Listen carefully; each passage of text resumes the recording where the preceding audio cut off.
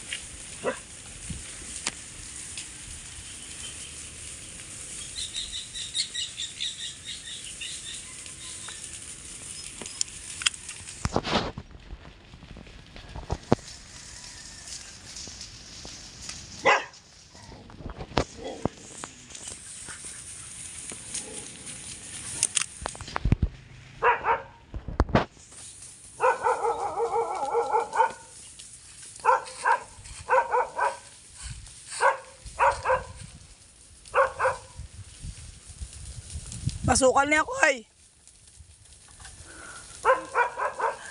Gumapang kanya niya? Gumapang kanya ni Gape? Na?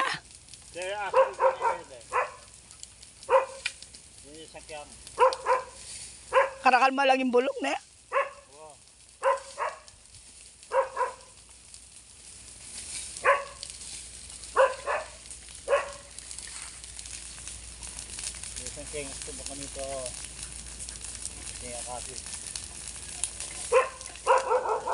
Kasi kanyo pa niya ko ay. Mapaindiya kayo makabuskater yun. Huwag mabulong. Bakit? Bulong kawayan. Mabulong. Kaya kung manapapalis kayo niya. Ay naman mami. Bata-bata masila. Napapansin ko.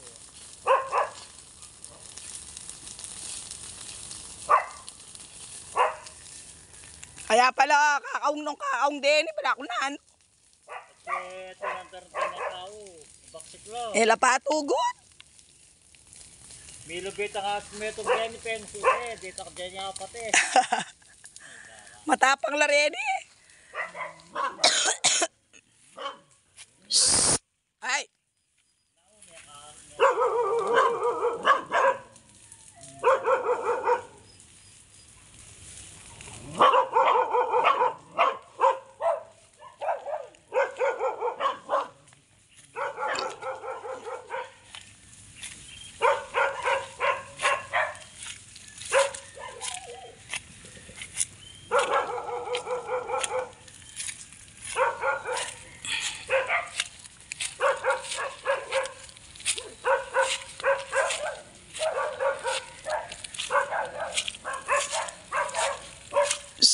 Barke! Shhh!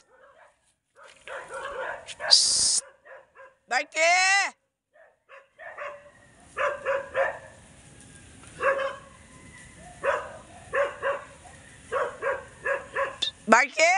Psst! Kene! Psst!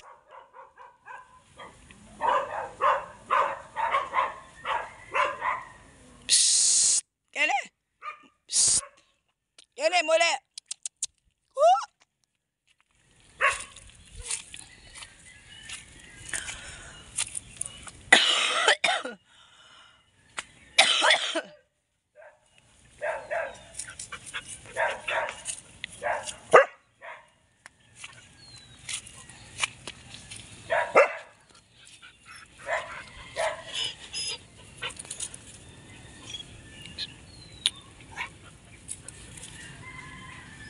Ayun nga guys, yun pala yung nangyari sa likod. Naglilinis lang pala sila ng mga tuyong dahon. Tinignan ko lang baka kumalat kasi yung apoy. Sana wag naman. Sana maging okay naman yung mga nililinis nila dun sa likod. Sana maayos naman. Hanggang dito na lang. Bye!